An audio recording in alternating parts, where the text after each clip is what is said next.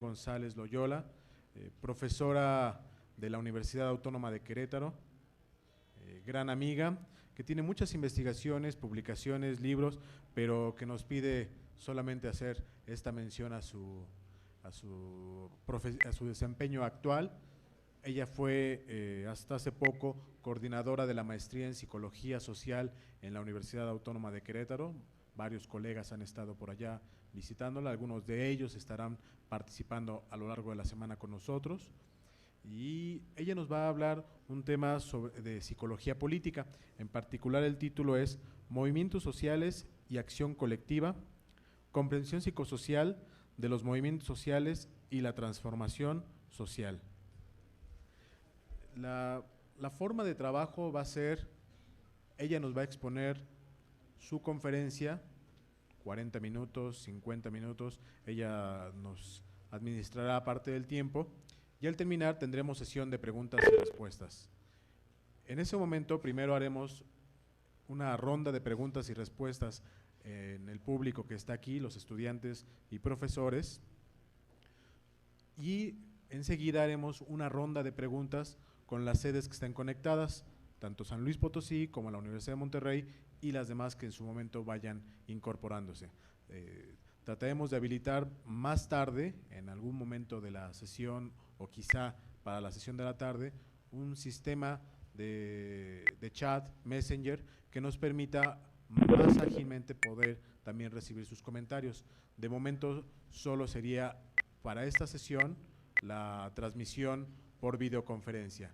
Les agradecemos mucho su interés, creo que estoy viendo a la Universidad de Monterrey, les agradecemos mucho su interés y su esfuerzo también por recibirnos. Para nosotros es un gusto, nos hubiera gustado también poder interactuar con CNEIP, que estaba con la presidencia y la Secretaría Ejecutiva de CNEIP, sin embargo en Veracruz tuvieron problemas con internet. Toda la Universidad Veracruzana, Campus Jalapa, se cayó internet, como dicen comúnmente, se cayó la red y entonces no pudieron estar conectados para también platicar y dar una felicitación a la doctora, pero vamos a comenzar.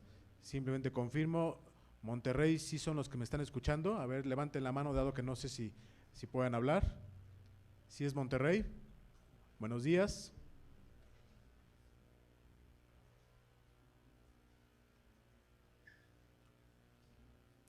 Universidad de Monterrey, ¿sí son ustedes? Sí, los que están levantando la mano, ¿son ustedes? Muchas gracias, qué amable, les agradecemos mucho, veo por ahí también aparece el profesor. Entonces vamos a comenzar la transmisión. Doctora Raquel González Loyola, le agradecemos mucho su presencia y escuchamos atentamente su conferencia.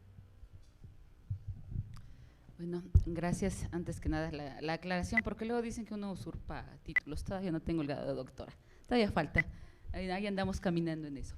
Pero bueno, ante todo quiero agradecer al profesor Josué Tinoco y a los que organizan esta semana de psicología social por la atenta invitación para compartir algunas cuestiones que he estado trabajando en el marco justamente de este proceso del doctorado, que me parece que son sumamente importantes en tanto que marcan un lindero que todavía está un poco desdibujado, ¿no?, de la frontera, de lo que implica el estudio de los movimientos sociales y que para nosotros dentro de la psicología social un poco hemos que empezado a denominar la psicología política, es decir, estudiar el comportamiento colectivo de los ciudadanos o de los movimientos o de ciertas entidades y también, por supuesto, también dentro de ciertos procesos sociales, históricos y culturales que están trastocando la manera en que estamos entendiendo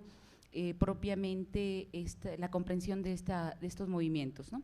Entonces, a manera un poco, estos son, no puedo decir que todavía son cosas concluyentes, sino muchas son reflexiones sobre algunos autores, sobre algunas propuestas que iré planteándolas poco a poco, pero que quiero mostrarlas como una comprensión psicosocial, es decir, tratar de llevarlas al terreno de lo psicosocial, derivado de reflexiones de autores dentro de la ciencia política y también dentro de la ciencia sociológica, ¿no? Entonces, por ahí es donde voy a empezar a jalar algunas hebras. Entonces, hago una pequeña presentación y después tengo 2 pequeños apartaditos, pero me gustaría que del momento que si ustedes consideran que o voy muy rápido o hay cosas que quedan poco claras, me paren y empecemos a discutir, ¿no? No se trata de empezar con el monólogo.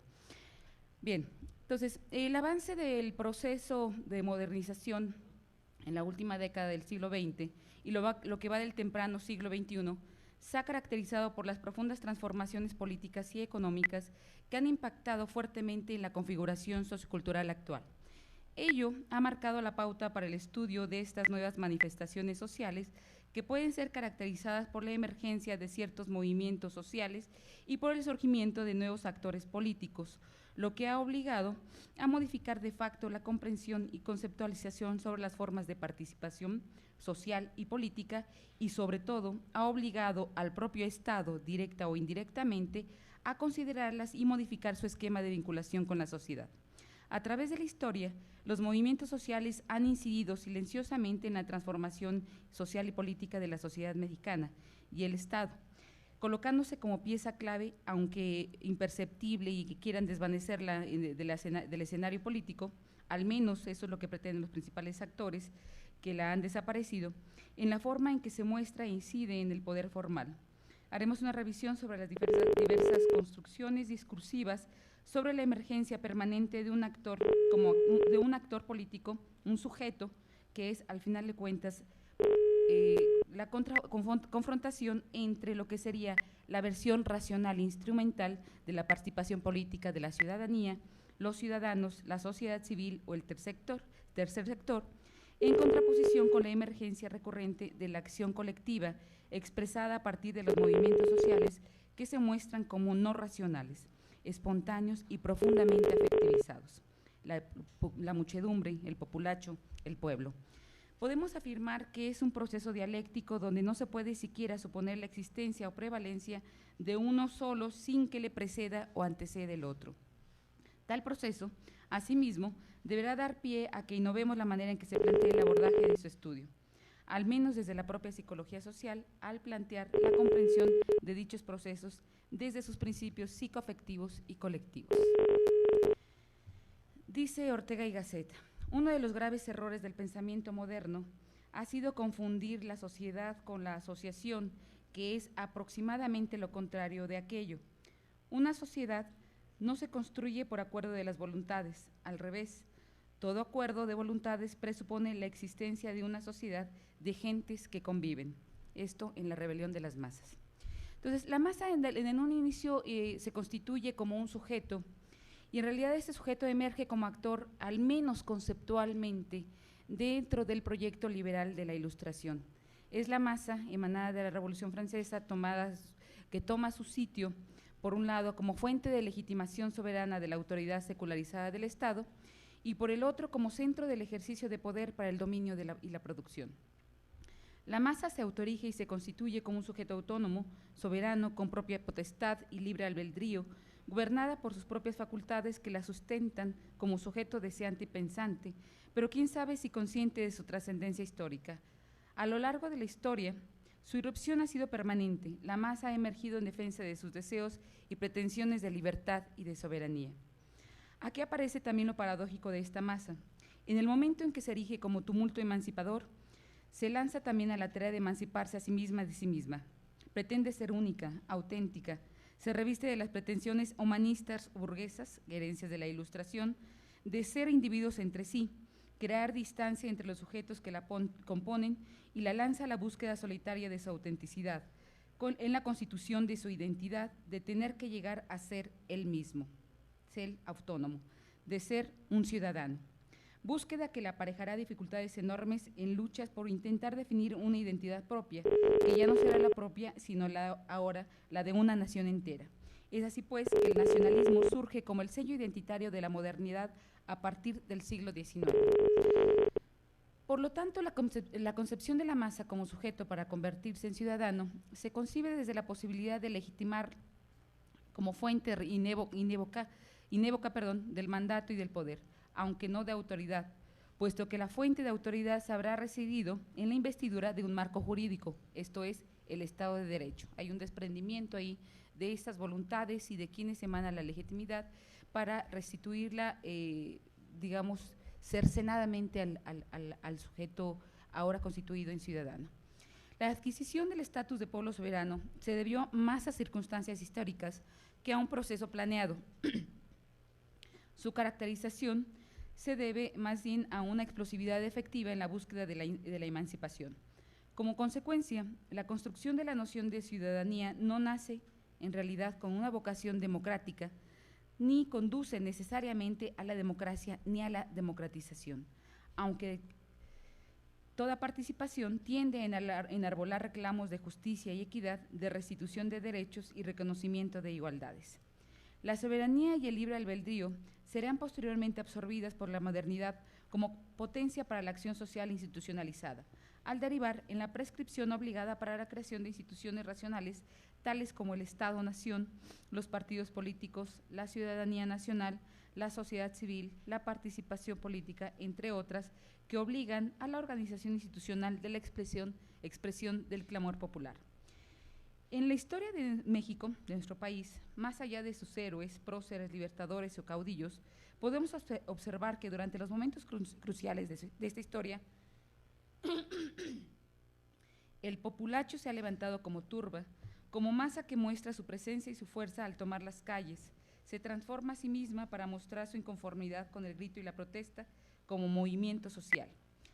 El recuento podemos empezarlo desde la Guerra de Independencia desde 1810, la Guerra de Reforma entre 1854-57, la Revolución Mexicana en 1910, la Guerra Cristera en 1925-1929, los movimientos estudiantiles del 68 y del 71, el movimiento urbano popular surgido del terremoto en la Ciudad de México aquí en el 85, el fraude electoral de 1988, el surgimiento del EZLN en 1994, el voto de castigo contra el PRI en el 2000, la marcha de desafuero contra López Obrador en el 2005 y la participación de las elecciones del 2006 y por supuesto esto que todavía pende de un hilo de la estabilidad política del país, que es el conflicto observado en el estado de Oaxaca, ¿no? Que son movimientos que están marcando diferentes formas de participación y que por supuesto el Estado las está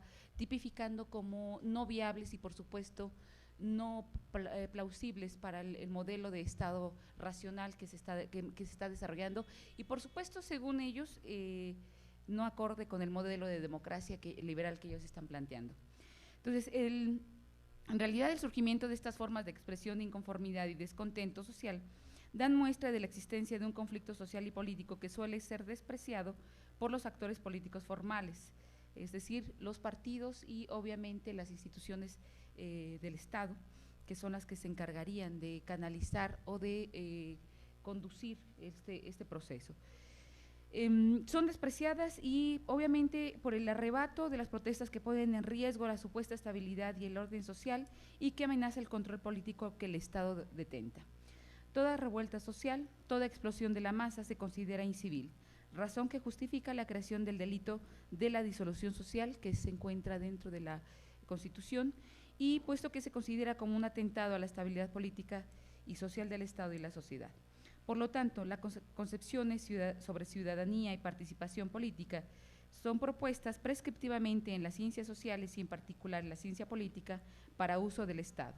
Han derivado en prescripciones histórico-discursivas sobre las identidades políticas diferenciadas que reflejan la concepción que cada sistema político-social plantea sobre lo que ha de ser la participación de sus ciudadanos y sobre cuáles deberán ser las cualidades que desarrolle cada individuo para ser considerado como ciudadano perteneciente a un Estado-nación. Esta concepción es elaborada desde un esquema jurídico-político de inclusión-exclusión del Estado, que dota a los sujetos de derechos y facultades para que puedan pertenecer a este, además de constituirse como fuente de legitimación del esquema del ejercicio de poder y de proscripción desde el marco jurídico del que no se pretende asumir.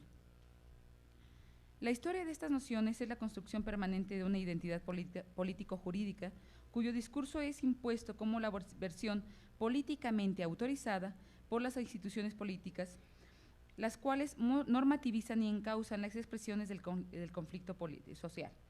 De tal forma que lo que denomina y caracteriza a este sujeto se define sobre la designación de una forma de participación racional e instrumental que están determinadas por una realidad sociopolítica histórica en la que viven los actores políticos, pero que no es compartida por igual por los que se habitan o los que desarrollan los movimientos sociales. Por lo cual, la comprensión de los movimientos sociales implica la comprensión de la construcción de su adscripción identitaria del sujeto y de su sentido de pertenencia. Se es o no se es ciudadano dependiendo si se participa o no se participa. Creo que ese es, vaya, parece la reflexión de Shakespeare en Hamlet, ¿no? ¿Se es o no se es ciudadano? Porque al final de cuentas eso es lo que está determinando el sentido de pertenencia y el sentido identitario dentro de esta construcción social discursiva. Entonces, la propuesta de análisis que hacen las ciencias sociales que se observa en la creación de las categorías mencionadas tenderá a considerarla ciertamente como el motor que echa a andar el proyecto de la modernidad y también como fuente permanente de legitimación de los contenidos políticos de dicha modernidad, que se reflejará en las formas que adquiere el modelo de organización de la democracia. Dicho proyecto, en determinado momento, desplaza el principio de potestad soberana y libre albedrío para suplantarlo por el principio de autoridad institucional racional, vinculado intrínsecamente con el principio de representatividad. No puede haber expresión y voluntad popular si no es a través de su representación en las y a través de las instituciones políticas, entiéndase, partidos políticos, sindicatos o estructuras formales que han sido creadas para vincular y representar los intereses o las demandas del pueblo o de los ciudadanos ante el Estado. En tal sentido, la instauración del Estado moderno cumple con su papel al prescribir categorías racionalistas que desarticulan al sujeto de su expresión subjetiva. La masa no piensa, solo siente y actúa impulsiva e irracionalmente. Si bien la masa aparece como movimiento emancipador en un inicio, se le exigirá que se autotrascienda emancipándose de su propia irracionalidad y de su propia afectividad espontánea. Serán estas expresiones irascibles, su propia voluptuosidad afectiva, lo que le acuse su incapacidad como masa soberana para dirigir su emancipación, que culmine con la consolidación de formas deseables de gobierno. La ciudadanía se constituye, pues, como la identidad necesaria para que el Estado se dirija y relacione con sus individuos, sean estos o no sus gobernados. De ahí se deriva la imperiosa necesidad de crear figuras intermediarias o de interlocución que conglomeren la voluntad de las masas, tales como los partidos políticos o de los sindicatos. Robert Michel, un autor de principios del siglo XX, de 1915, escribe un libro que se llama Los partidos políticos, un estudio sociológico de las tendencias oligárquicas de la democracia moderna. Y retoma los estudios de masas que hicieron en ese momento sus contemporáneos como Gustave Le Bon, Gabriel Tarde, inclusive Freud, y que acusan en realidad lo que retoma el sentido, la comprensión de las masas es un sentido bastante peyorativo, es decir, en el desarrollo del estudio de la psicología de las masas dentro de la sociología, las ciencias sociales en general, tienen una connotación muy negativa, es decir, no pueden constituirse como objeto de estudio por lo mismo de que son voluptuosas, son volubles, no hay una manera de tomarlas y asirlas para estudiarlas. En el momento que se instituyen, dejan de ser masa y aparecen como otra cosa. Entonces, justamente, este es el atributo que les hace imposibles prácticamente de ser estudiadas. Y por supuesto, esta misma voluptuosidad, que ahora, digamos, en el proyecto de la modernización de la Ilustración, están emancipadas, esa misma voluptuosidad se señala como una incapacidad afectiva para dirigir su propia soberanía, es decir, son incapaces de exaltar su expresión racional por encima de esta expresión irracional, ¿no? Que al final de cuentas es expresión subjetiva, por lo que advierte que la masa requiere de ayuda para el ejercicio del autogobierno y por lo tanto requiere de una entidad que dirija y materialice la idea práctica de democracia. Entonces, por lo tanto, las masas soberanas son incapaces de adoptar esas resoluciones racionales más elementales que hacen necesarios, y que ese es el argumento sólido, fundamental, para demostrar la inoperancia de las democracias directas en tiempos modernos, como lo dice Michels, y que argumenta que teórica e históricamente esto va a ser suficiente para que aparezcan y se desarrollen los partidos políticos en el proceso de organización de la forma de gobierno y de la expresión de las voluntades de las masas. Entonces, por lo tanto, la masa pierde toda capacidad de interlocución con el Estado, por lo que los partidos políticos adjudican para sí la representación de esa voluntad del pueblo para transferirla al propio Estado. Sigue diciendo pues Robert Michel que el pueblo se constituye, deberá constituirse en pequeñas asambleas, y que de alguna manera se posibilite que la deliberación y la elección razonada. Cuando esto sucede, en realidad la masa deja de ser masa, ya no puede constituirse como tal, porque en el momento que se empieza a organizarse, empieza el proceso de racionalización de sus propias demandas y sus propias, digamos, necesidades. Y en ese sentido pudiéramos hablar de la transferencia de cómo de alguna manera todavía siguen permaneciendo un proceso o un ingrediente no racional, distinto del irracional, donde es esa parte subjetiva, que ahorita más adelante la voy a mencionar, que es la que va a permanecer, la que continúa emergiendo en este proceso, ¿no? Entonces, la masa debe organizarse para construir la democracia. La democracia es el resultado de sus propias asambleas populares, y por lo tanto la democracia se establece como el dispositivo para que la masa consiga la realización de sus fines, que no será solo la reivindicación de sus condiciones materiales de vida, pero tampoco de su emancipación. De lo contrario, la decisión que llega a tomar una multitud exacerbada puede ser muestra palpable de su propia patología al dejarse arrastrar por los afectos. Esto es lo que sigue diciendo Michels.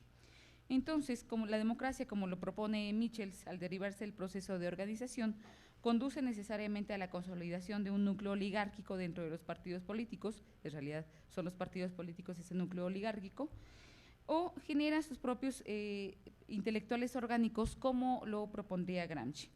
Esta es la sociedad política que se establece como el gobierno de los expertos o la élite gobernante, y es la clase política de cualquier organización que participa del restringido espacio de toma de decisiones, de la cual forman parte no solo el partido político que ahorita detenta el poder, que es en la mayor parte del país el PAN, o en una buena parte, sino también el PRI, el PRD, etc., todo partido político, ¿no? Cualquier organización partidista, y que al final de cuentas son los que están concentrando esa voluntad. La naturaleza de la democracia se fundamenta en el imperativo racionalista de la organización de la masa e institucionalización de toda demanda o necesidad social, lo que conduce forzosamente a la creación de un núcleo oligárquico que sustrae la legitimidad de la fuerza de la masa electoral, con lo que se pretende arribar a la fase de la modernización política a la que aspira todo sistema político. Parte 2. La recurrente recreación inventiva de la acción colectiva. Sin embargo, en contrasentido de lo que han apostado los defensores del racionalismo, que con la organización institucionalizada de las masas, esta claudicaría en su permanente, espontáneo e irreverente afán emancipatorio, se puede observar que en los últimos años la emergencia de los movimientos sociales que muestran la aparición de diversas formas de pensamiento que van aparejadas a formas muy variadas de percepción y sensibilidad de la realidad. Esto es lo que llamaré justamente ese proceso no racional, pero que es subjetivo, pero que es posible analizarlo de alguna manera. Las nuevas formas que han adquirido los movimientos sociales emergentes se acercan más a una dimensión afectiva, no solo porque exalta sus cualidades de imaginación, creatividad, reinvención de la subjetividad, sino por la innovadora de la propuesta al ser capaces de introducir elementos que permiten comprender la realidad desde otro orden de significación, incorporando elementos transformadores de su entorno. La situación descrita no implica forzosamente la constitución de dos posiciones excluyentes o adversas entre sí, sino que constituyen lo que Francesco Alberoni denomina los dos estados de lo social. Los fenómenos y las relaciones sociales se muestran en dos sustancias que no son pasivas ni están en permanente transmutación. Son cambio y estructuración sociales, movimiento e institución, que no tienen una sola forma de expresión, más bien dependen de las configuraciones históricas, sociales y culturales que la hacen y en las que, pese a su singularidad, podemos observar regularidades constantes. Existe un momento creador, ciertamente, pero es como el cuento del huevo y la gallina. No sabemos exactamente cuándo empieza una ni cuándo aparece la otra, que es el movimiento que precede invariablemente al momento institucional, que es la cristalización del movimiento, que es al final una relación dialéctico-gestáltica. Es al final una objetivación del momento de la efervescencia, del momento de la creación o del momento en que se instituye ese momento de creación. Así pues, de alguna manera, Weber sustentará que las estructuras de la forma de autoridad burocrática y de la tradicional se encuentran asentadas en la estabilidad y la perdurabilidad de la vida institucional. Por lo tanto, son organizaciones de carácter ordinario, que al final de cuentas ese es el poder formal y ese es al que apelan las instituciones formales, los partidos políticos, el Estado, el sistema político, etc., etc., ¿no? Es decir, que se sustenten en la, digamos, en la ordinarización de lo cotidiano de las formas instituidas, ¿no? Esto es, así es, la ley lo dice, por lo tanto, así lo debemos de entender y así lo debemos de asimilar y por lo tanto, en consecuencia, debemos de actuar. Entonces, sin embargo, en el nacimiento de la estructura carismática, que es la tercera de las formas de autoridad que plantea Weber, sus seguidores se sustraen del vínculo ordinario de este mundo cotidiano, de los deberes profesionales, de los deberes familiares, del ordenamiento exterior y del ordenamiento, por supuesto, cotidiano, para abocarse a la transfiguración de la pura intención heroica o profética que sustenta su intencionalidad de erigirse. Es decir, el carisma es una potencia extraordinaria que rompe con toda norma tradicional o racional. Es decir, va más allá y está justamente cuestionando, o probablemente no lo hace directamente, sino lo hace inintencionadamente, cuestionando este carácter ordinario, cotidiano de las instituciones, el preguntándose tan solo por qué deben de ser así las cosas. Entonces, en realidad, más adelante Durkheim continúa diciendo, que es citado por Alberoni, que esta potencia arrastra a seguidores y desata la efervescencia colectiva y moviliza los lazos de solidaridad social que antes no existían. Es decir, cuando emerge un movimiento social, se empiezan a movilizar afectividades, movimientos, es el movimiento de la efervescencia de los lazos sociales que parecía que no existían. Veamos en el caso de del proceso postelectoral, e inclusive mucho antes, ¿no? de este año, en torno a López Obrador, y lo que nosotros estamos viendo en torno al movimiento que inició como un movimiento magisterial en Oaxaca, pero ahora es un movimiento de todas las organizaciones sociales populares en el estado de Oaxaca, ¿no? Es decir, empieza a refrendar lazos que probablemente ni siquiera nos acordábamos que ahí estaban, de alguna manera estaban, pero que estaban adormecidos. Entonces empieza a refrescarse esa memoria con las luchas sociales, con una convicción que aparece, y que hay una parte interesante que en realidad no es porque uno tenga ese proceso tan claro y racional como lo prescribe el momento institucional de la participación, de que uno sabe por qué y es muy analítico, que es en realidad la postura del rational choice, ¿no? Es muy analítico para definir cuál es su postura y cuáles son sus decisiones. En realidad, más adelante, y voy a recuperar lo que dice Durkheim, que es en realidad es a partir de los valores, ¿no? Dice, la multitud de una formación, la formación, perdón, de una multitud de una agitación social puede moverse en dos sentidos. A, tiene un carácter antiinstitucional, que es la más frecuente de sus caracterizaciones y que es la que estamos viendo, pero también constituye la expresión específica de una institución, es decir, de sindicatos, de partidos políticos o inclusive de sus instituciones valorativas y o afectivas, de la vida religiosa, de las creencias colectivas y de los valores. Es decir, también ciertas cosas, ciertas instituciones empiezan a movilizarse dentro de la sociedad, dentro de los movimientos sociales, cuando están siendo atacados o cuando hay algo que se siente que está afectando ese proceso de vida institucional. No solamente, obviamente estoy hablando, no solamente de las instituciones formales, gubernamentales, sino la vida que se ha instituido en lo ordinario, en lo cotidiano de los individuos, ¿no? Que es en este caso, por ejemplo, la religión, las creencias, los valores también, ¿no? Tal puede ser el caso de las protestas de los grupos altermundistas o peyorativamente llamados globalifóbicos, la expresión de movimientos alterculturales, que no solo es propio de grupos juveniles urbanos, sino que puede entenderse como una posición política en contra de formas hegemónicas de sensibilización ante una realidad económica, política y cultural distinta a la que pretenden mostrar los grupos hegemónicos de poder.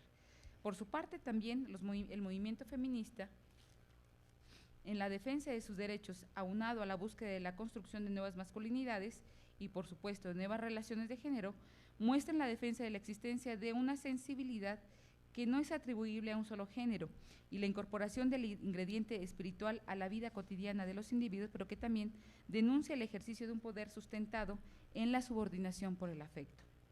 En un tercer tipo o momento tipo de movimientos, encontramos la integración del ecológico como una posición ética ante el mundo en la defensa no solo de un patrimonio material inmediato, sino de la defensa de la naturaleza como un derecho transgeneracional, es decir, aquello que podemos heredar y que sabemos que tiene repercusiones, que va más allá, que es, digamos, meta existencial en este punto. Tal es el caso de dos momentos también recientes en la vida política de nuestro país, que ya lo había mencionado, que es el voto de castigo contra el partido hegemónico del Estado ejercido por una masa electoral en los comicios del 2000, la movilización del conflicto oaxaqueño de la APO contra el gobernador Ulises Ruiz y obviamente las elecciones de este año, ¿no? La movilización a favor de López Obrador.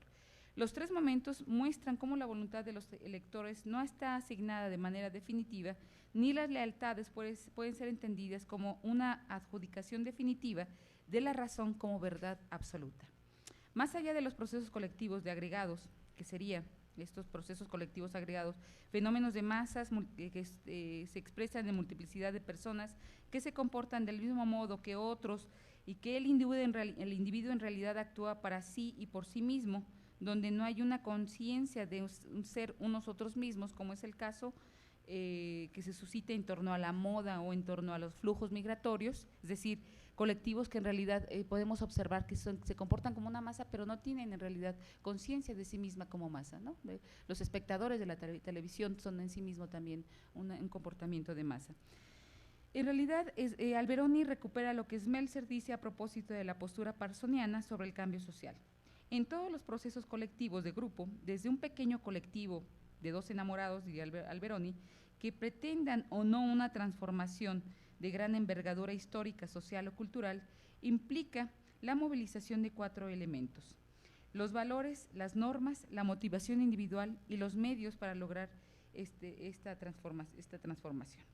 Sin embargo, el elemento más común que preside la acción social, y en este caso la acción colectiva, tanto en los más simples de los fenómenos colectivos de grupos como en los grandes movimientos sociales, es precisamente la implicación de los valores. Y es lo que da origen a que aparezcan nuevos protagonistas colectivos en la escena social. Es decir, cuando se modifican esos valores y esa forma valorativa en que se percibe y se enjuicia la realidad, es decir, en la manera en como para mí establezco un juicio ético de qué está bien y qué está mal, o cómo yo concibo esta realidad, es desde ahí de donde se está modificando y se está dando pauta a una transformación. Esto sería el sustento del cambio social. En este sentido, los movimientos ciudadanos como minorías activas, y aquí recupero lo que plantea Moscovici, ha introducido nuevas formas de comprensión y sensibilización de la realidad. Esto las plantea como revolucionarias, no por su connotación ideologizada, sino por la propuesta de transformación del imaginario radical, que ese sería un concepto acuñado por Castoriadis, y que propone tanto una comprensión ético-histórica de la base social como de las formas de interacción, de integración de estos nuevos actores sociales y de sus propias contradicciones, que como movimiento puede desarrollar nuevas configuraciones históricas. En este sentido, la participación social está movilizada con arreglo a valores y no bajo un sentido histórico-causístico que se determina desde un constructo racional, lineal y evolutivo que pretende definir y evaluar el avance de la participación política a partir de la teoría de la elección racional, es decir, el rational choice.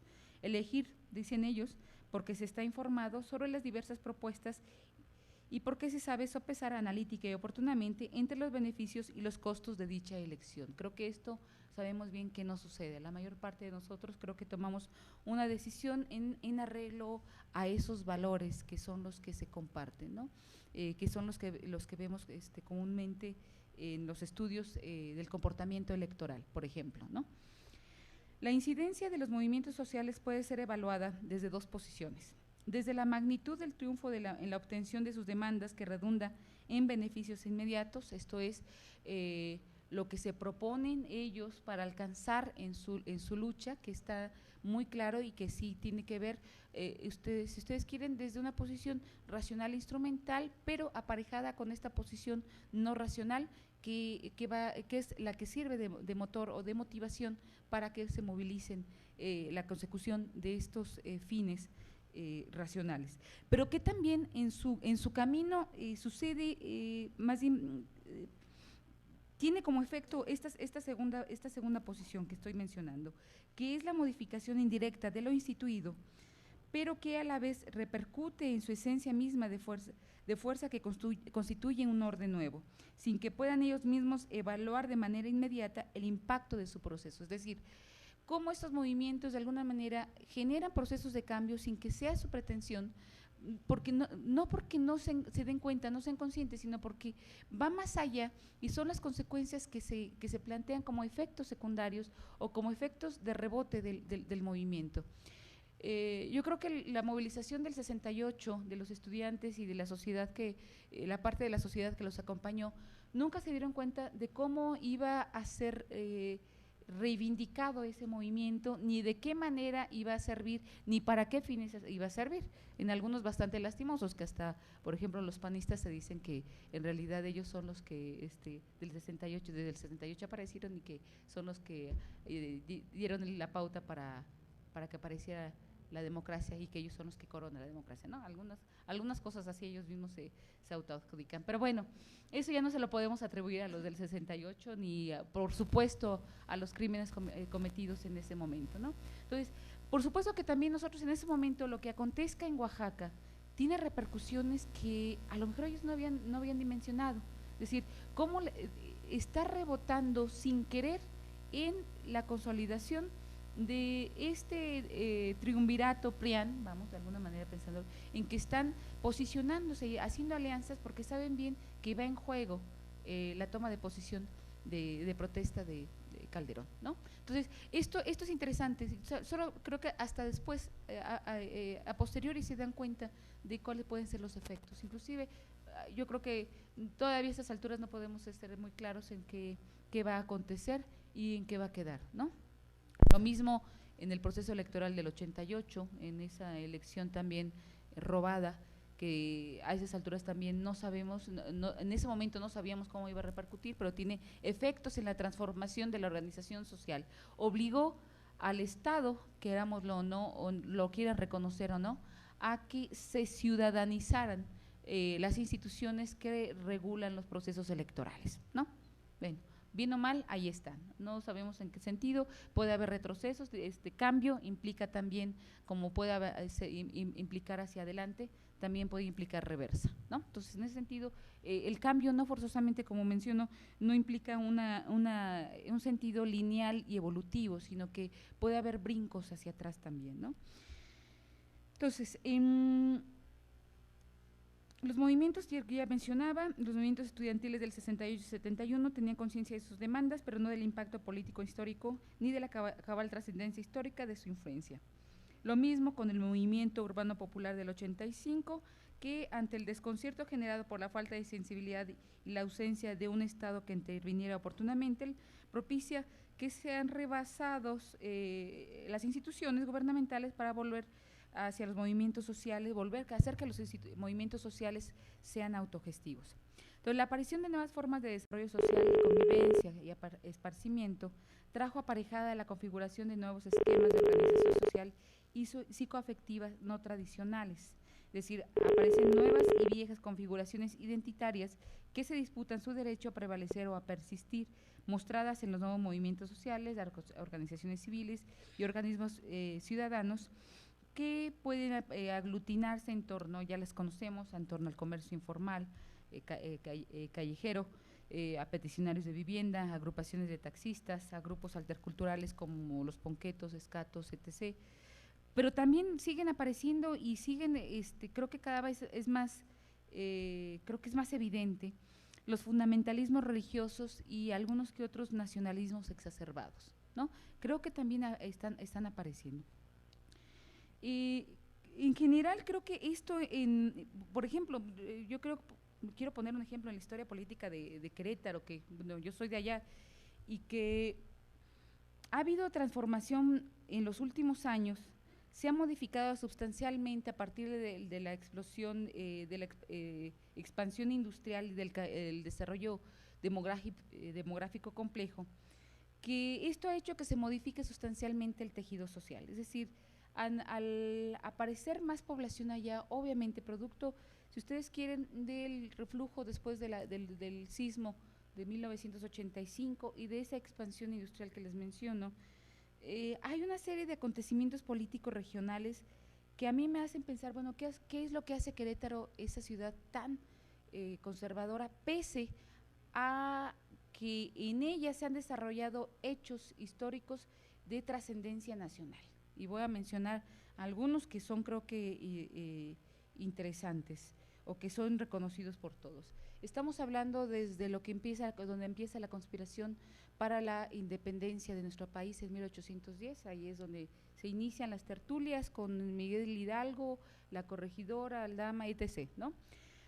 También, obviamente, por qué Benito Juárez decide radicar allá en algún momento los poderes de la nación cuando es sacado de aquí de la capital y se sitia la ciudad de Querétaro también, ¿no? Ahí es donde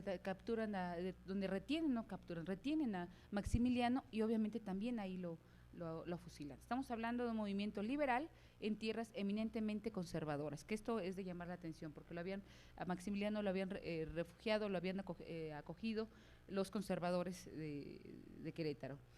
Estoy hablando también que en 1917 se gesta el constituyente y que es cuna de esa constitución, pero que también llama la atención porque es el lugar donde con trabajos los grupos, las facciones más, digamos, radicales, como los zapatistas, como los villistas, logran consensar menos sus posiciones. Hay realmente sí hay bastantes propuestas que ellos logran que sean insertadas dentro de la Constitución, pero no son todas y creo que hay más pérdidas que ganancias en ese sentido. Entonces, creo que si eso le sigo, también está pues la guerra de los cristeros, que es un movimiento eminentemente conservador y que tiene una cuna bastante fuerte en la ciudad de Querétaro. No por nada, el Yunque está apareciendo allí como una sede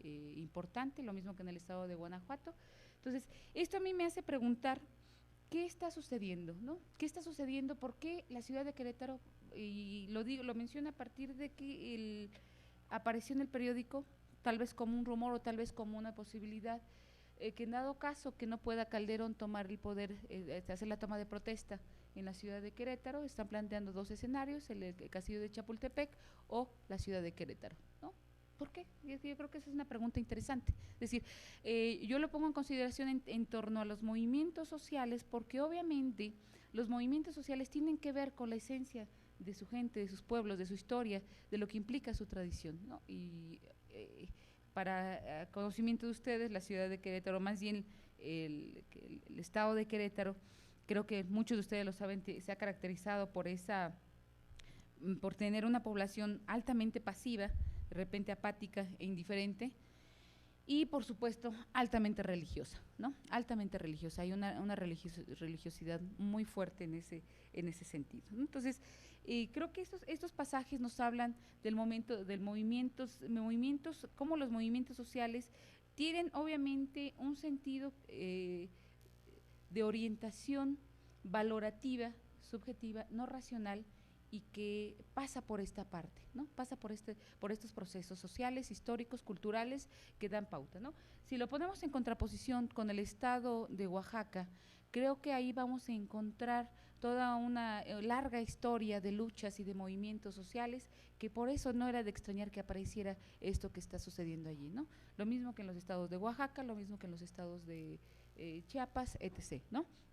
Son cosas que se van gestando y que hablan de ese esquema que está allí, pues, ¿no? De esas relaciones, de esos lazos sociales que aparecen, pero que no se ven, de repente aparecen como imperceptibles.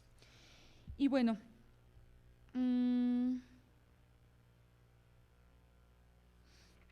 bien, me voy a brincar porque estaba pensando meter más cuestiones de la situación en Querétaro, pero creo que ya es esa cuestión de un análisis que a lo mejor no viene mucho al caso, pero que habría que analizarlo en otro momento, ¿no?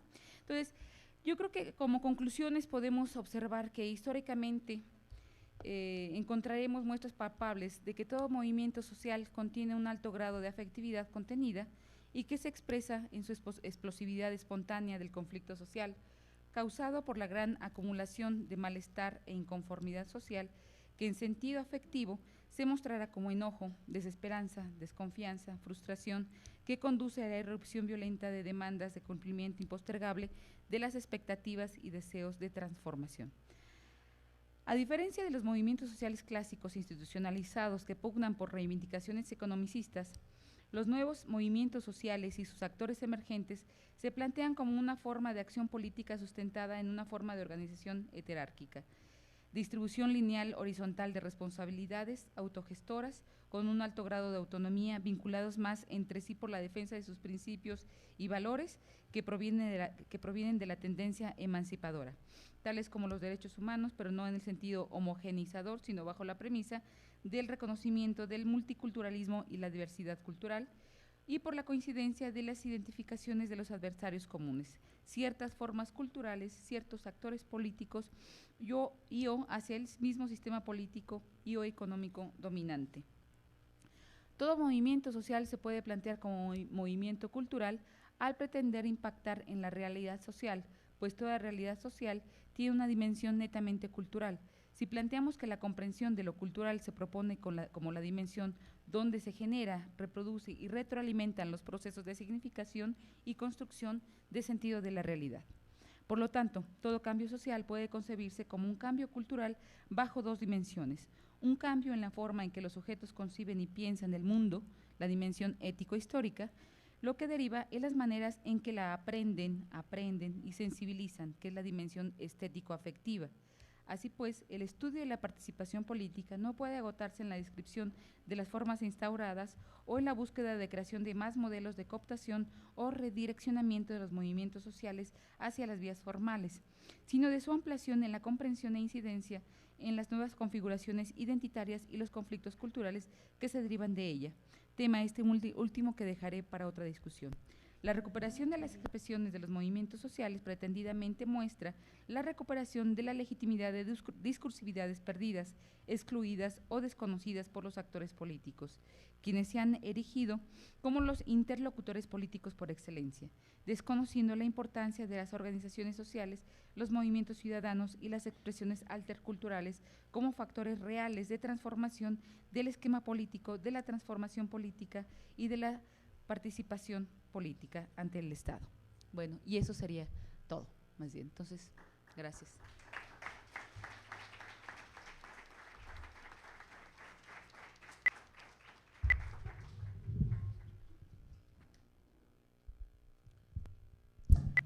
Bien, muchas gracias, profesora Raquel, maestra Raquel, casi doctora Raquel González. Haremos la parte de la sesión de preguntas y respuestas. Estamos terminando de afinar lo del chat para poder interactuar con colegas de Monterrey y de San Luis Potosí. Si estamos viendo ya nada más dar de alta la cuenta de acceso. Si nos escucha Monterrey y si nos escucha San Luis Potosí, quizá podría ser en vivo, que ellos de viva voz, que hagan las preguntas. En tanto, primero haremos una sesión de preguntas y respuestas aquí en la sala.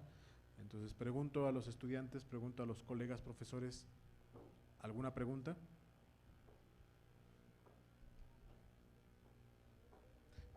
Gustavo, ¿quiere hacer una pregunta? ¿Alguien más después de Gustavo? Ok, de momento solo Gustavo. Dentro de los comentarios, bueno, buenos días antes que nada.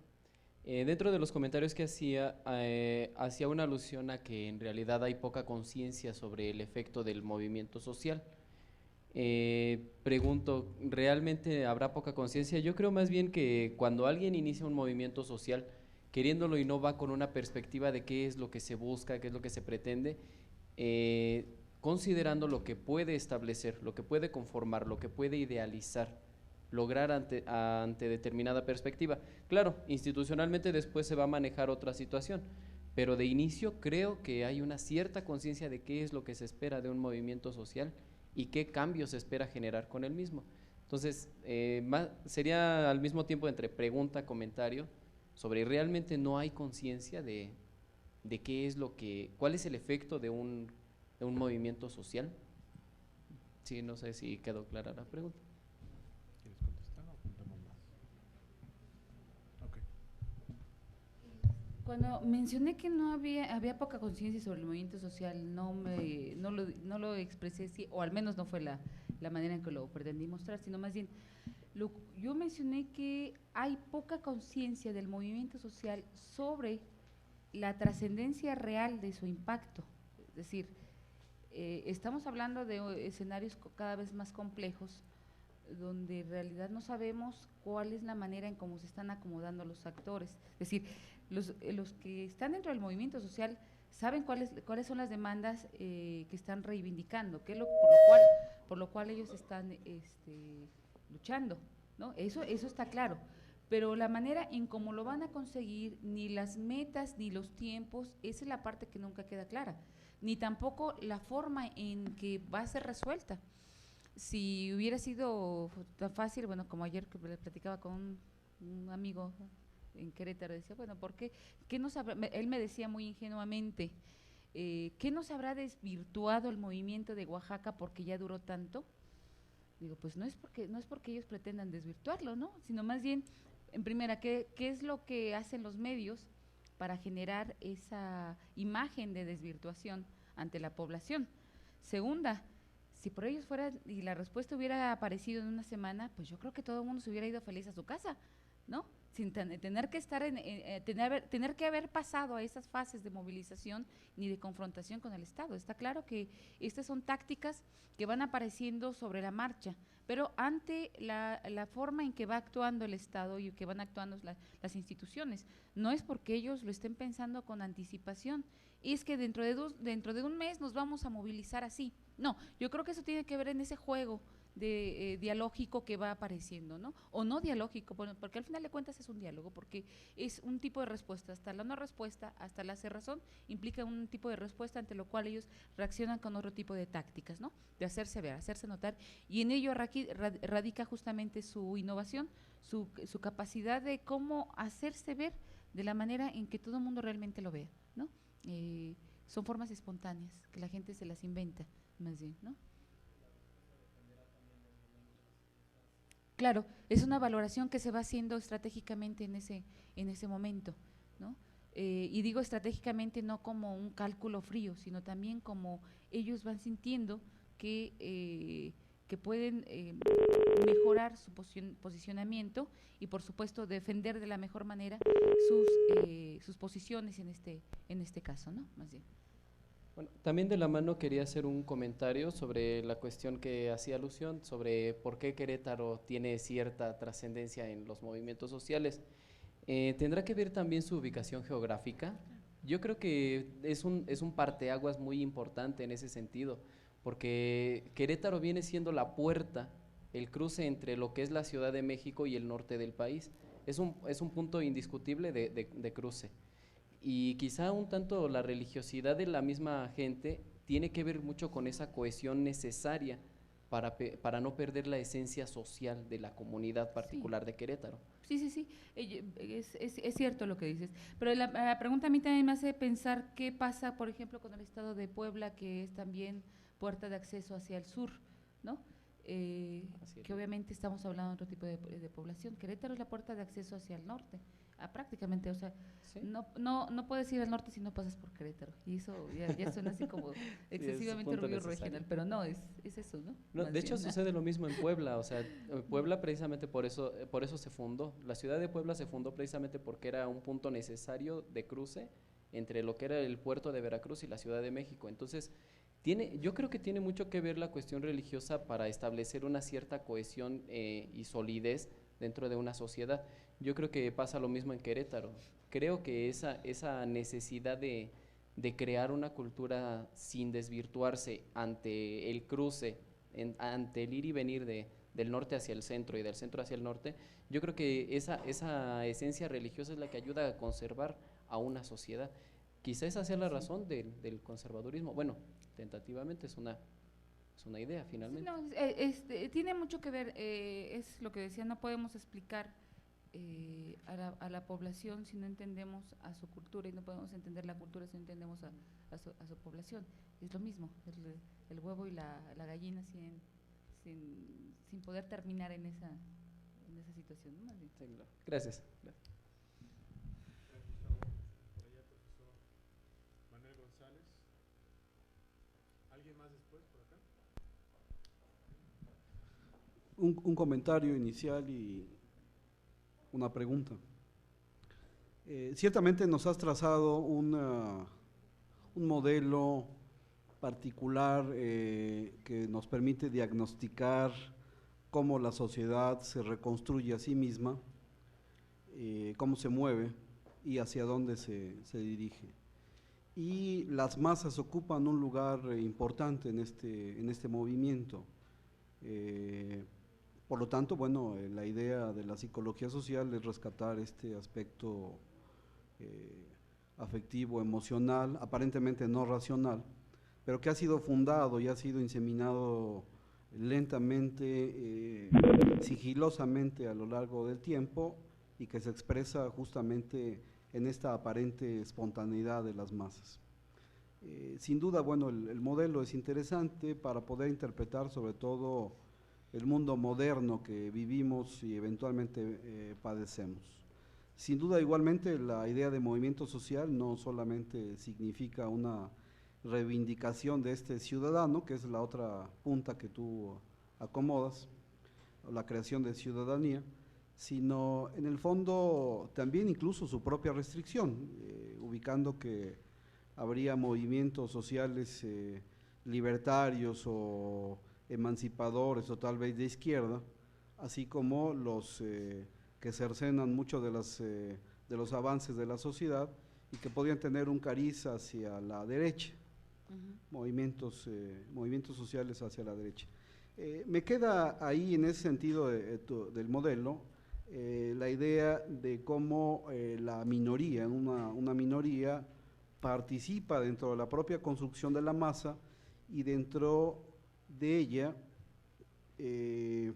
pienso en este modelo de Robert Mitchell que marcas, le voy a decir de alguna manera, una disociación identitaria entre la masa y la minoría, en donde la minoría sin duda va a tomar un papel preponderante a nivel de la elección del líder y la forma del ejercicio del liderazgo, y la masa seguramente va a perder a lo largo del tiempo, como un gusano puede perder su propio cascarón, su identidad para reconocerla después racionalmente en el ámbito de las instituciones. El modelo es interesante como lo marcas.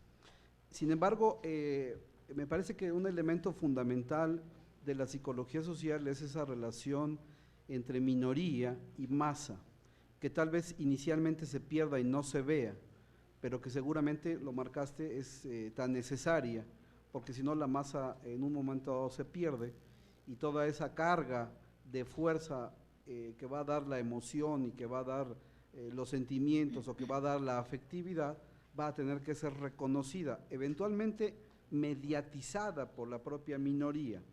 Pero ahí viene la pregunta, es decir, ¿cómo entendemos en términos del origen, el nacimiento del movimiento social, ¿sí? En términos de la relación, valga esta elección que tú hiciste entre ciudadano y movimiento social, visto en términos de la relación minoría-masa, como tal vez la estructura central del movimiento social y después ya la presencia de las minorías a nivel institucional. No sé si queda clara la pregunta, pero es la idea de la ubicación de la minoría dentro del movimiento social. Ajá.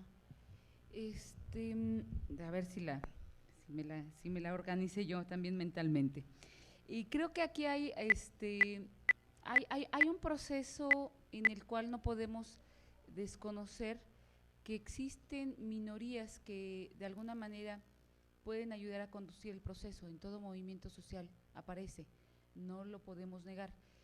El punto que yo estaba señalando por un lado era que en cierto momento histórico creo que hay esa minoría que de repente se sustrae a las voluntades o a las demandas de la propia mayoría o de la masa y que olvida o abandona y que conduce a la masa a sus propios intereses o a sus propias aspiraciones, ¿no? Es decir, cuando lo que decía Michel, a esta necesidad de la oligarquía, que a veces esta oligarquía más bien revierte el orden del poder, donde ya la masa más bien no es el poder, sino más bien ellos son el poder de la masa porque son los que la dirigen, ¿no? Creo que hay una discusión muy amplia y muy fuerte durante el siglo, sobre todo el siglo XIX y principio del siglo XX, sobre lo que son las organizaciones de masas, ¿no? Y que lo vamos a encontrar todavía hasta una buena parte del siglo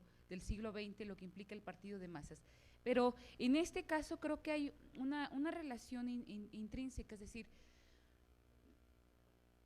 yo creo que no podemos hacer forzosamente nada más un recuento de los movimientos sociales o de la movilización social y la acción colectiva, si no es reconociendo que aparecen ciertos individuos que gestan estas formas innovadoras de ver la realidad, pero en realidad también es la misma masa, es decir, no puede aparecer un individuo dentro de una masa si no es bajo ciertas condiciones, si no es bajo ciertos, es decir, surge de las mismas condiciones históricas, sociales, culturales, de la cual forma parte. Lo que pasa es que más bien estos individuos tienen justamente la capacidad de cooptar, de concentrar y de generar iniciativa para conducir el movimiento, son parte del mismo proceso.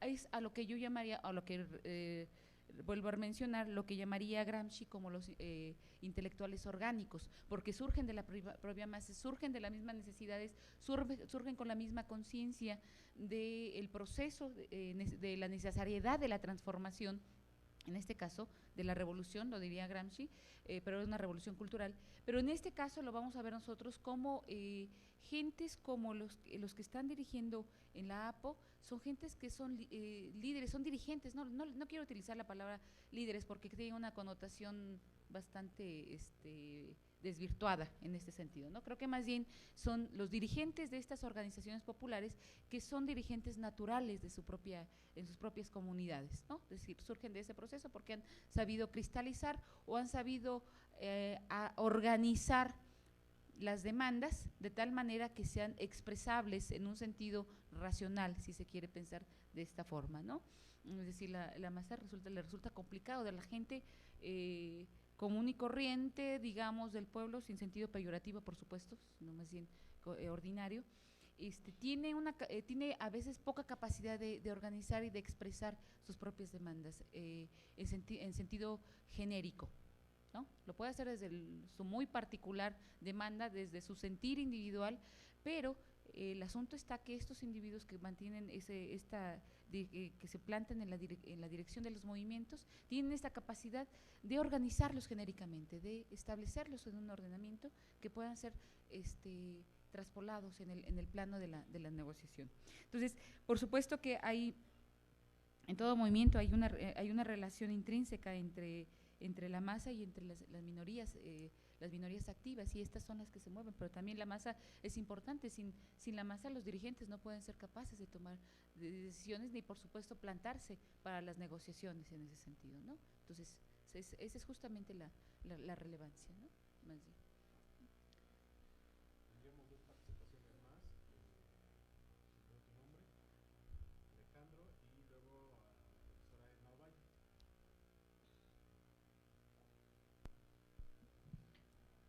Una es pedirle que pueda profundizar más en los 4 elementos del cambio social.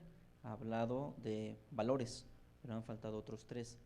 Y la pregunta sería, ¿cuáles serían las razones para analizar desde elementos racionales estos fenómenos aparentemente irracionales?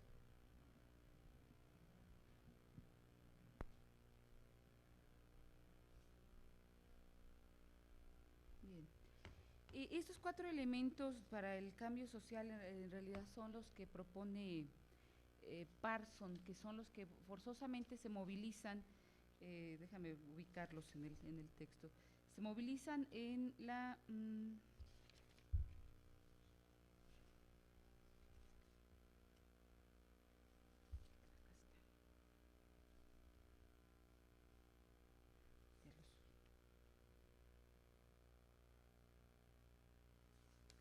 ya los perdí.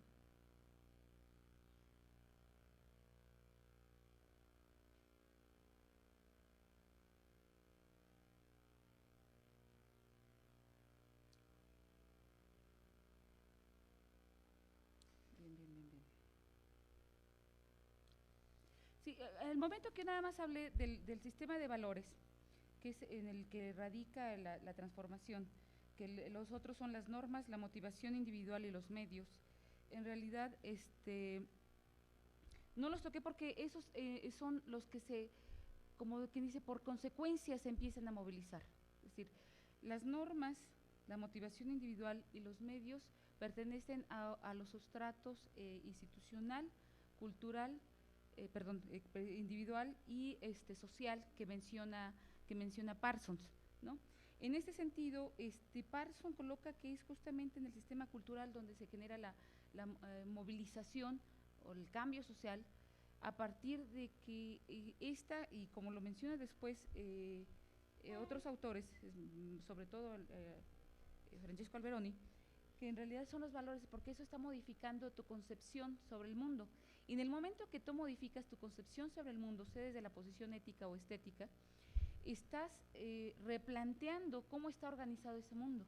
Por supuesto que de ahí deriva la modificación o de ahí deriva el cuestionamiento al esquema de normas que regula ese mundo, ¿no? Es decir, si yo no empiezo a concebirlo de otra forma, no voy a poder cambiar las normas, porque las normas son congruentes con la manera en cómo está organizado valorativamente el mundo de los individuos y de la sociedad en general, ¿no? Entonces, esto hace que se movilice, primero se tenga que movilizar en realidad el esquema de valores, porque eso es lo que posibilita que los propios individuos también tengan la motivación para modificarse, y que por supuesto busquen los medios para movilizar este esquema de normas, y por supuesto sus mismos medios donde se encuentran insertados, ¿no? Entonces, aquí hay una interesante interrelación, ¿no? Yo creo que es importante buscarla, porque el mundo valorativo está estableciendo los juicios a priori que uno puede establecer sobre cómo se concibe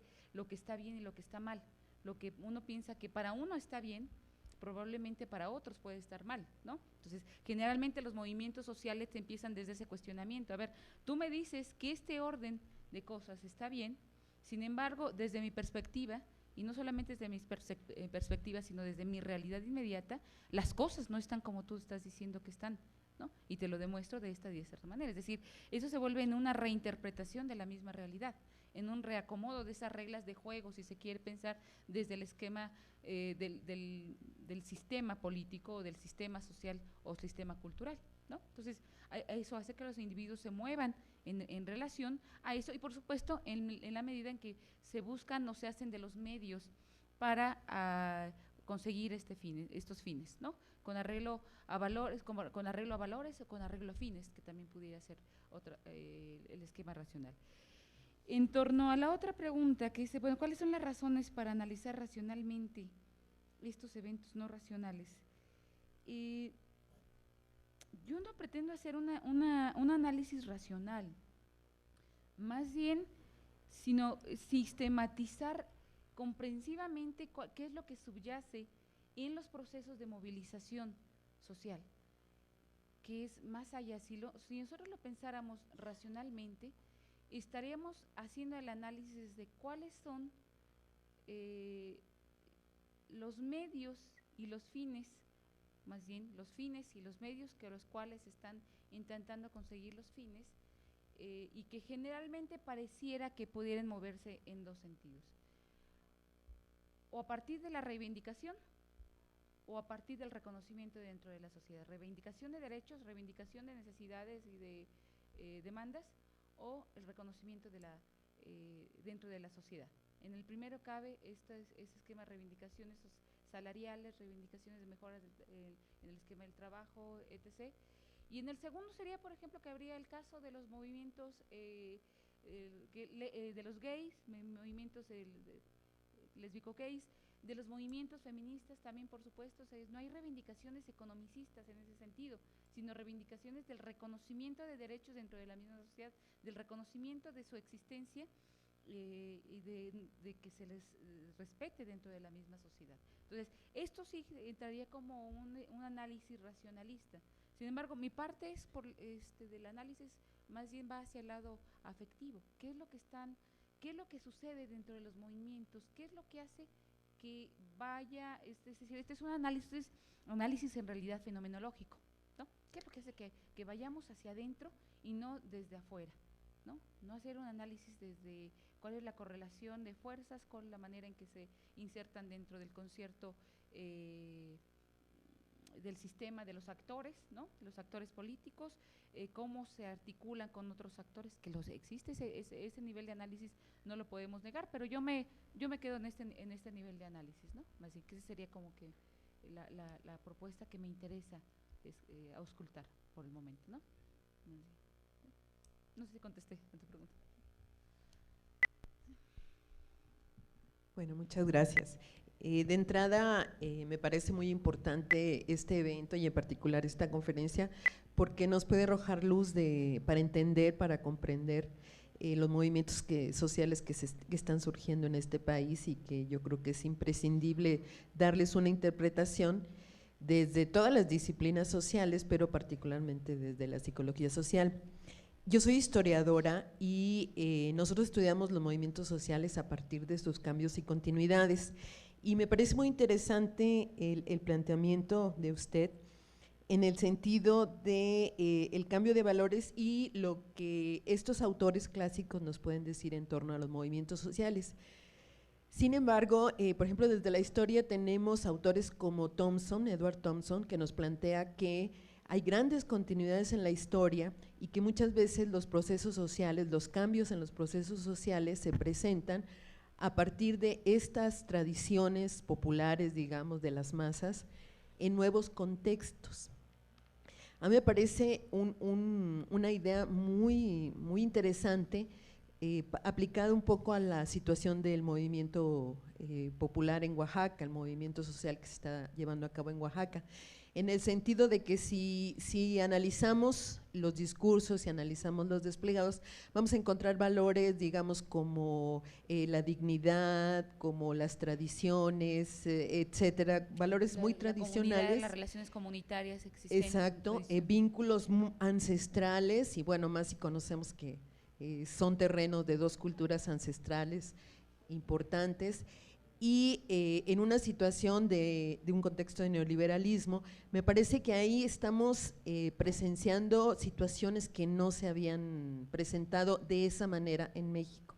Tenemos, bueno, la situación de Chiapas, etcétera, con un ingrediente indígena ancestral, digamos, no en toda su plenitud, pero sí hay una tradición interesante en donde me parece que, si bien los autores europeos nos pueden dar respuestas, digamos, modelos generales, creo que un trabajo muy importante para todos los científicos sociales es analizar lo que está pasando en México y las peculiaridades, tanto mexicanas como de América Latina. Tenemos el caso de Ecuador, Bolivia, Brasil, etcétera, que yo creo que podríamos, digamos, a partir de los clásicos, analizar las situaciones concretas. Entonces, esta idea, no sé cómo lo vea usted, me parece interesante, porque yo creo que hay ingredientes específicos que no se habían presentado en México, a partir de esta masa que se autoorganiza efectivamente en una relación de masas, minorías, pero es una masa que se autoorganiza en función de sus propios intereses y reivindicando valores ancestrales en un contexto de neoliberalismo, digamos, acendrado y salvaje. Entonces, ¿qué opina usted en relación a esto? Ahí, a mi poco entender de cómo está la situación, digo, últimamente he seguido de cerca las noticias, pero creo que el conflicto tiene una raíz muchísimo más honda, como la señala. Creo que hay dos cosas que se están suscitando.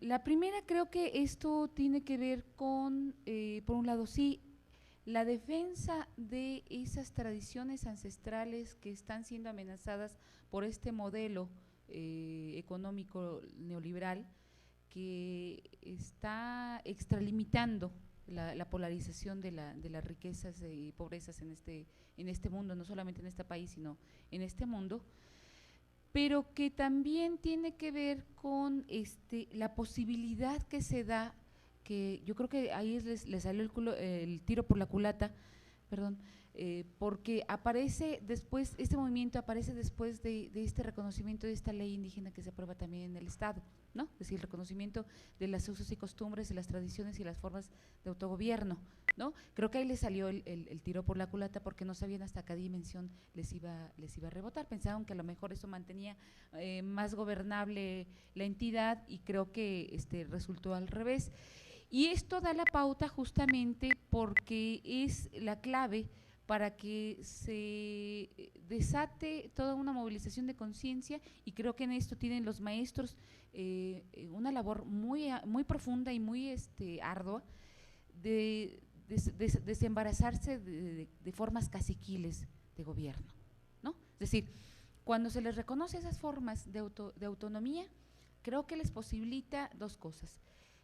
Reivindicarse en su identidad, en sus propias formas y costumbres, en sus tradiciones, pero también reivindicarse autónomos en sus formas de autogobierno y desembarazarse de formas caciquiles. Creo que esta perspectiva es interesante porque si somos leales a esa tendencia de democratización modernizadora, que no me gusta mucho el término porque puede ser usado en los dos sentidos, esto abre la pauta para dos posibilidades. La primera creo que es esta la importante, la que se reconoce como estatutos de derechos particulares de grupos indígenas dentro de un marco de derechos universales, ¿no? Eso es lo que está suscitando. Pero por el otro lado pareciera que esto que pretendiera abrir la pauta para que se entre a un proceso de ordenamiento dentro de un esquema de democratización racional liberal, que eso es lo que pretendieron. Entonces, aquí está en juego estas dos cosas, o sea, creo que al final es lo que se está disputando también de fondo, no digo que sea la única cosa, pero creo que es una de las importantes que se está disputando de fondo, ¿no? Es decir, ¿bajo qué esquema me tomas en cuenta, no? La destitución de Luis Ruiz es eso, es decir, a ver, te vas porque nosotros tenemos el derecho de quitarte o darte el poder. Es al final de cuentas un derecho constitucional y un derecho reconocido dentro de la propia ley. Entonces, ahí es donde se encuentra el conflicto, ¿no? Entonces, el otro dice, no me voy, porque ahora sí que a lo dado, y a ver, quítenmelo, ¿no? Ese es su razonamiento, ¿no? A lo dado ni Dios lo quita, como se dice comúnmente, según él. ¿no? Pero vamos a ver cómo se desenvuelve esta situación. Creo que en el fondo es es el conflicto más bien, ¿no? Entonces, hay circunstancias que pueden, no podemos ser tan tajantes, es decir, esto va para allá y nada más. Creo que tenemos que considerar, valorar en escenarios cuáles son las posibilidades de tendencias, y creo que se abren tangencial y contradictoriamente a veces, ¿no? Más bien, ¿no?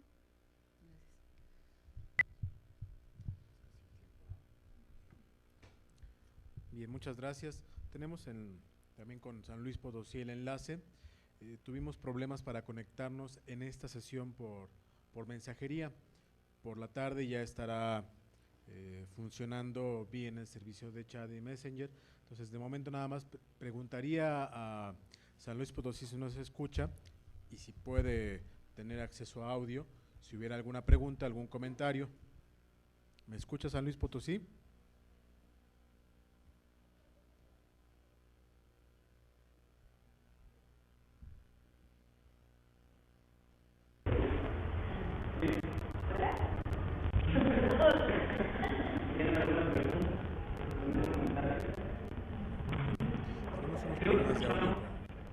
Ahí está en San Luis Potosí.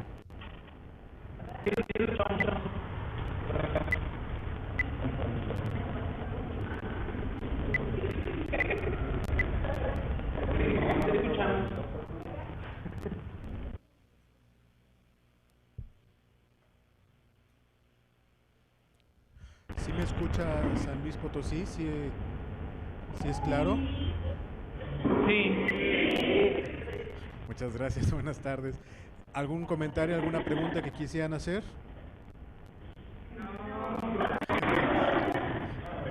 Bien, nos quedó perfectamente claro. Les agradecemos mucho su presencia, su estancia. Creo que hace un poco de frío por allá, por lo que estamos percibiendo. Entonces, haremos aquí un pequeño corte para la siguiente mesa, para la siguiente sesión. La siguiente mesa comenzará por las 2 de la tarde y es una mesa que se pensó desde la ocasión anterior, desde la sesión pasada, darle espacio a los jóvenes como ustedes, estudiantes, que nos expusieran temas. Entonces, están muy nerviosos, así que ellos comenzarán a las 2. Les vamos a dar todo un espacio para que puedan terminar de tranquilizarse porque están muy nerviosos con respecto a exponerse a sus compañeros. Les pediremos entonces ser pacientes con ellos. A las 2 de la tarde regresaremos. En este momento haremos un corte de sesión, trataremos de hacer la conexión por Messenger y seguimos en contacto. Le pediríamos antes de hacer el corte un fuerte aplauso para la doctora, para la maestra Raquel, casi doctora. Yo quiero que seas doctora Raquel, así que por favor apuremos. Y le entregamos un pequeño presente. Y bien, entonces hacemos un corte. Mientras hacemos el corte aquí, me gustaría platicar un momento con los colegas de San Luis Potosí para ver quiénes son, quién está ahí. No sé si esté el doctor Víctor Arreguín por ahí con ustedes o qué colegas se encuentran. ¿Te van a acompañar?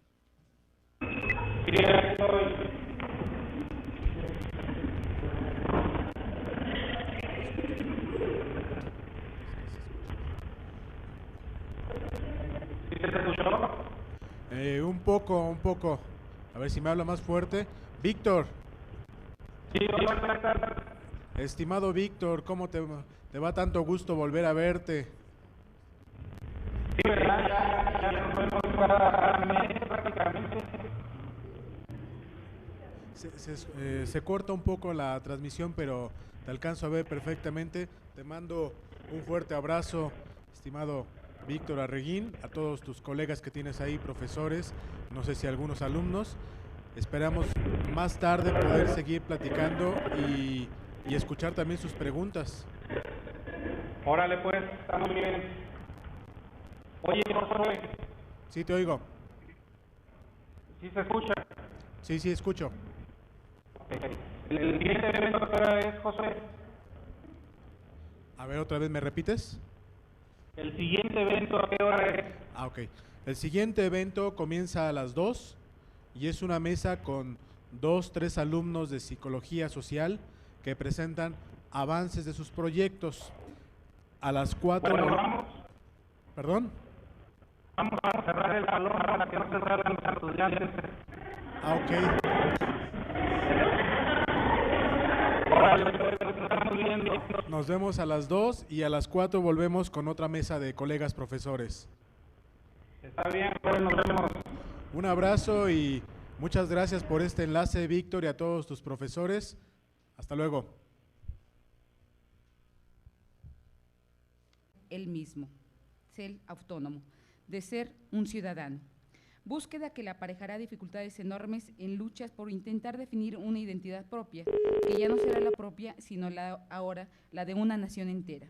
Es así pues que el nacionalismo surge como el sello identitario de la modernidad a partir del siglo XIX.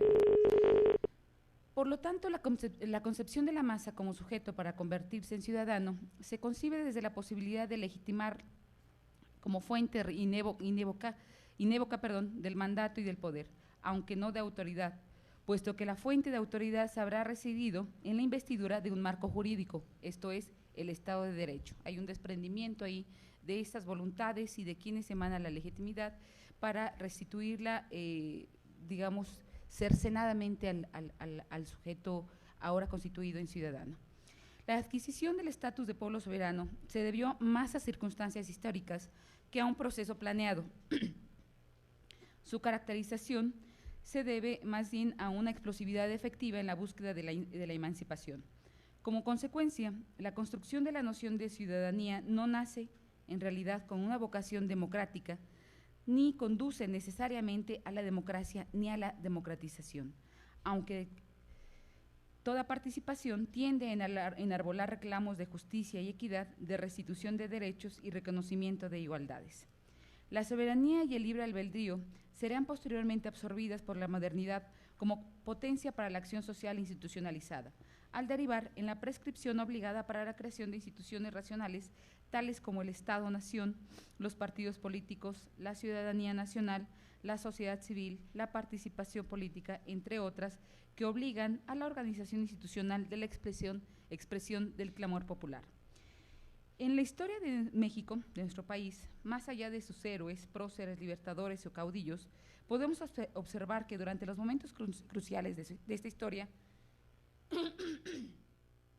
el populacho se ha levantado como turba, como masa que muestra su presencia y su fuerza al tomar las calles, se transforma a sí misma para mostrar su inconformidad con el grito y la protesta como movimiento social.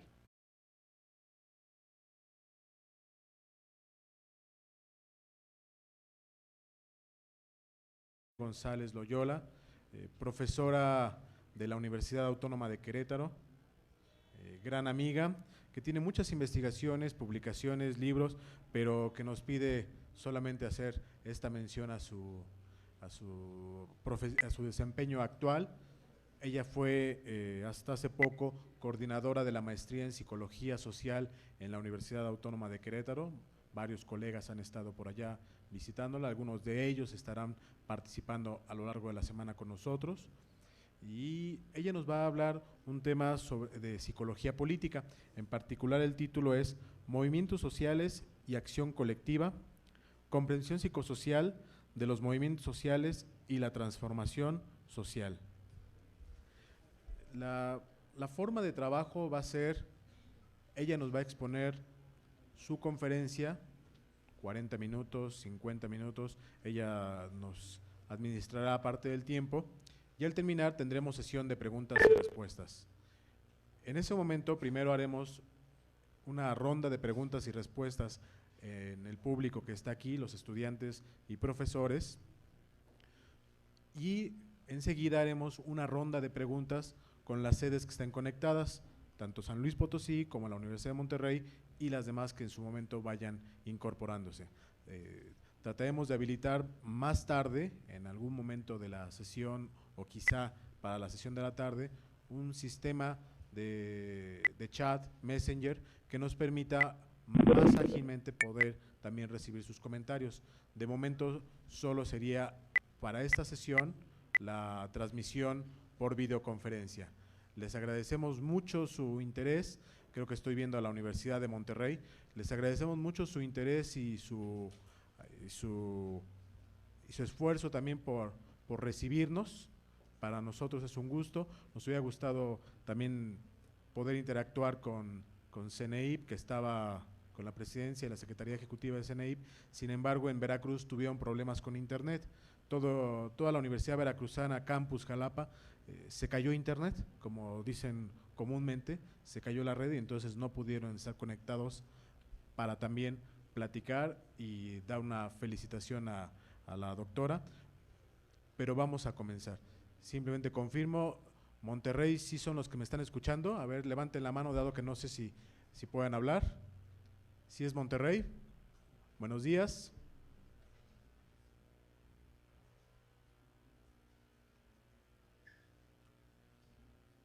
Universidad de Monterrey, ¿sí son ustedes? Sí, los que están levantando la mano, ¿son ustedes?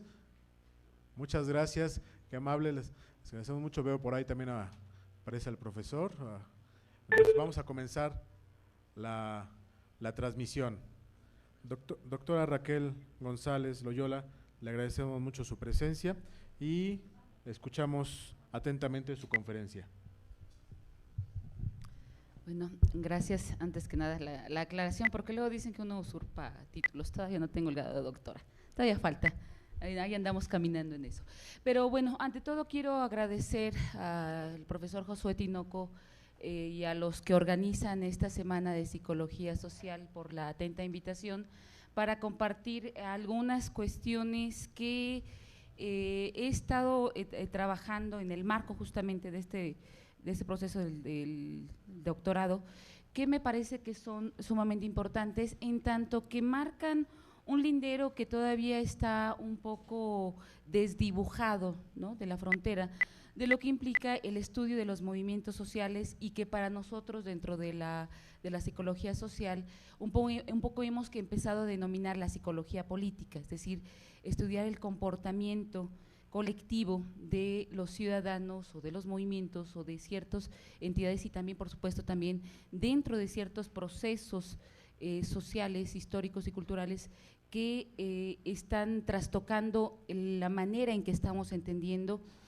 propiamente la comprensión de estos movimientos, ¿no?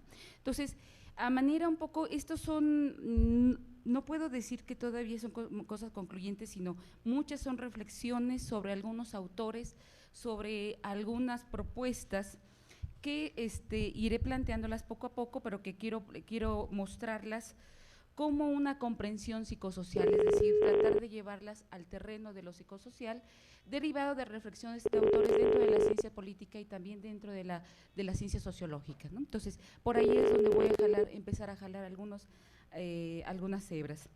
Entonces, hago una pequeña presentación y después tengo dos pequeños apartaditos, pero me gustaría que del momento que si ustedes consideran que o voy muy rápido o hay cosas que quedan poco claras, me paren y empecemos a discutir, ¿no? No se trata de empezar con el monólogo. Bien, entonces, el avance del proceso de modernización en la última década del siglo XX y lo que va del temprano siglo XXI se ha caracterizado por las profundas transformaciones políticas y económicas que han impactado fuertemente en la configuración sociocultural actual. Ello ha marcado la pauta para el estudio de estas nuevas manifestaciones sociales que pueden ser caracterizadas por la emergencia de ciertos movimientos sociales y por el surgimiento de nuevos actores políticos, lo que ha obligado a modificar de facto la comprensión y conceptualización sobre las formas de participación social y política y, sobre todo, ha obligado al propio Estado, directa o indirectamente, a considerarlas y modificar su esquema de vinculación con la sociedad. A través de la historia, los movimientos sociales han incidido silenciosamente en la transformación social y política de la sociedad mexicana y el Estado, colocándose como pieza clave, aunque imperceptible y que quieran desvanecerla del escenario político, al menos eso es lo que pretenden los principales actores que la han desaparecido, en la forma en que se muestra e incide en el poder formal. Haremos una revisión sobre las diversas construcciones discursivas sobre la emergencia permanente de un actor político, un sujeto que es, al final de cuentas, la confrontación entre lo que sería la versión racional e instrumental de la participación política de la ciudadanía, los ciudadanos, la sociedad civil o el tercer sector, en contraposición con la emergencia recurrente de la acción colectiva expresada a partir de los movimientos sociales que se muestran como no racionales, espontáneos y profundamente afectivizados. La muchedumbre, el populacho, el pueblo. Podemos afirmar que es un proceso dialéctico donde no se puede siquiera suponer la existencia o prevalencia de uno solo sin que le preceda o anteceda el otro. Tal proceso, asimismo, deberá dar pie a que innovemos la manera en que se plantea el abordaje de su estudio, al menos desde la propia psicología social, al plantear la comprensión de dichos procesos desde sus principios psicoafectivos y colectivos. Dice Ortega y Gasset: uno de los graves errores del pensamiento moderno ha sido confundir la sociedad con la asociación, que es aproximadamente lo contrario de aquello. Una sociedad no se construye por acuerdo de las voluntades, al revés. Todo acuerdo de voluntades presupone la existencia de una sociedad de gentes que conviven. Esto en La rebelión de las masas. Entonces, la masa en un inicio se constituye como un sujeto, y en realidad este sujeto emerge como actor, al menos conceptualmente, dentro del proyecto liberal de la Ilustración. Es la masa emanada de la Revolución Francesa, que toma su sitio, por un lado, como fuente de legitimación soberana de la autoridad secularizada del Estado, y por el otro, como centro del ejercicio de poder para el dominio y la producción. La masa se autorige y se constituye como un sujeto autónomo, soberano, con propia potestad y libre albedrío, gobernada por sus propias facultades que la sustentan como sujeto deseante y pensante, pero quién sabe si consciente de su trascendencia histórica. A lo largo de la historia, su irrupción ha sido permanente. La masa ha emergido en defensa de sus deseos y pretensiones de libertad y de soberanía. Aquí aparece también lo paradójico de esta masa. En el momento en que se erige como tumulto emancipador, se lanza también a la tarea de emanciparse a sí misma de sí misma. Pretende ser única, auténtica, se reviste de las pretensiones humanistas burguesas, herencias de la Ilustración, de ser individuos entre sí, crear distancia entre los sujetos que la componen, y la lanza a la búsqueda solitaria de su autenticidad, en la constitución de su identidad, de tener que llegar a ser